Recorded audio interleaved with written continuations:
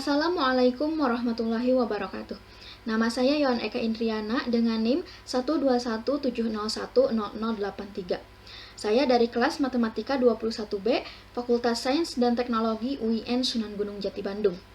Di sini saya akan mempresentasikan hasil dari kerja kelompok saya pada soal pertama, yaitu pada slide kedua, tentang sekuensial dan pengurutan pada dasar-dasar pemrograman. Nah, ini saya bersama kelompok saya dan sebaran tugasnya.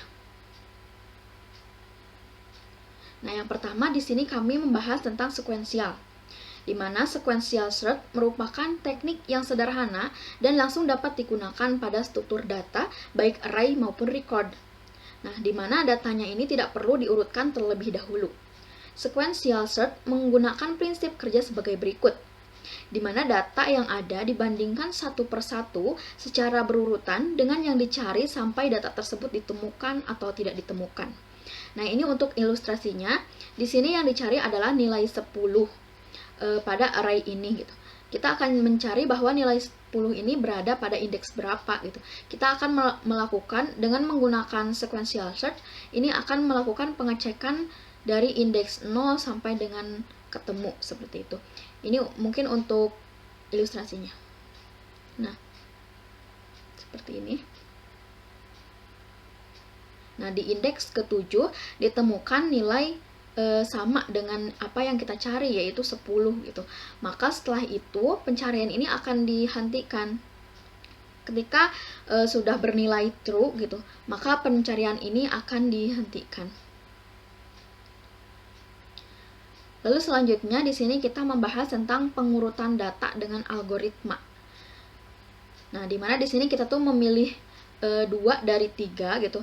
Yang pertama kita memilih insertion sort, di mana insertion sort merupakan sebuah teknik pengurutan dengan cara membandingkan dan mengurutkan 2 data pertama pada array, kemudian membandingkan data pada array berikutnya apakah sudah berada di tempat semestinya. Nah, algoritma insertion sort seperti proses pengurutan kartu yang berada di tangan kita. Algoritma ini dapat mengurutkan data dari besar ke kecil atau ascending dan dari kecil ke besar atau descending. Nah, mungkin seperti ini ya. Di sini tuh terdapat array gitu, seperti ini urutannya. Ini kan belum terurut. Maka yang pertama kita akan lihat bahwa 4 lebih kecil dari 8, jawabannya benar, maka akan ditukar gitu.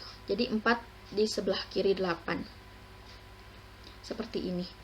Nah, lalu kita akan lihat 6 apakah lebih kecil dari 8, jawabannya benar gitu. Maka akan ditukar ke sini karena 6 tidak lebih kecil dari 4 gitu. Maka seperti ini. Nah, selanjutnya kita lihat apakah 3 lebih kecil dari 8, jawabannya iya. Lalu apakah 3 lebih kecil dari 6? Iya. Dan apakah 3 lebih kecil dari 4? Jawabannya iya. Jadi 3 akan bergeser ke sebelah sini gitu. Nah, ini tuh perlakuan ini akan terus sampai dengan urutannya benar. Nah, mungkin untuk ilustrasinya seperti ini. Nah, di sini dapat dilihat apakah 5 lebih kecil dari 6? Jawabannya iya, maka 5 akan bergeser ke sebelah kiri. Nah, selanjutnya apakah 3 lebih kecil dari 6? Jawabannya iya. Lalu apakah 3 lebih kecil dari 5? Iya, maka 3 akan bergeser ke sebelah sini. Lalu 1, apakah 1 lebih kecil dari 6? Iya. Apakah 1 lebih kecil dari 5? Iya. Dan apakah 1 lebih kecil dari 3? Jawabannya iya. Maka 1 akan bergeser ke sebelah sini. Nah, 8 ini tidak lebih kecil dari ini, tidak lebih kecil dari ini, makanya 8 tidak bergeser. Nah, sedangkan 7 lebih kecil dari 8, makanya 7 bergeser. Lalu 2 lebih kecil dari 8, 2 juga lebih kecil dari 7, lebih kecil dari 6, lebih kecil dari 5, dan lebih kecil dari 3, makanya 2 akan berpindah ke sini.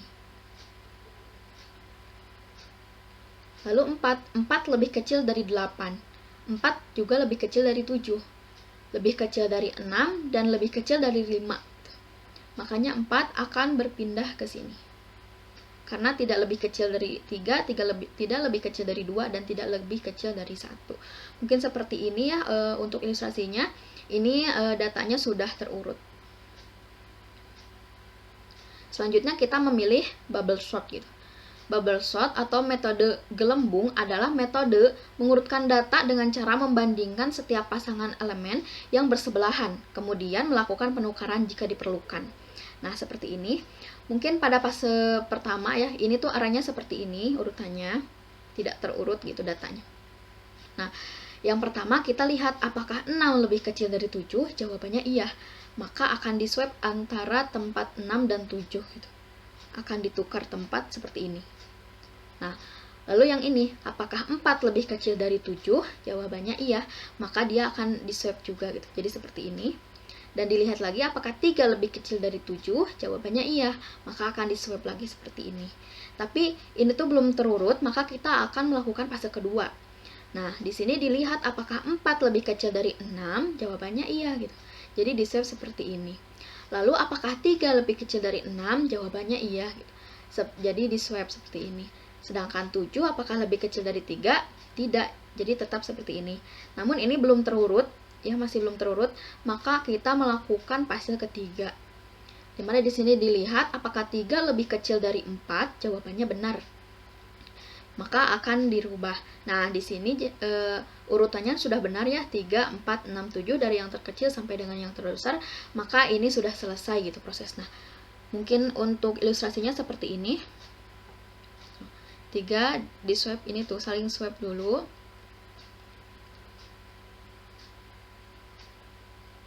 Nah, ini selesai fase pertama tapi belum terurut, maka melakukan fase kedua gitu. Kita swap-swap saja yang paling berdampingan. Nah, ini melakukan fase ketiga karena belum terurut. Seperti ini. Nah, ini tuh akan terus di swap-swap sampai dengan terurut seperti ini tuh.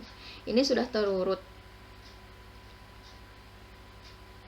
Nah, selanjutnya di sini kita melakukan perbandingan antara insertion dan bubble sort.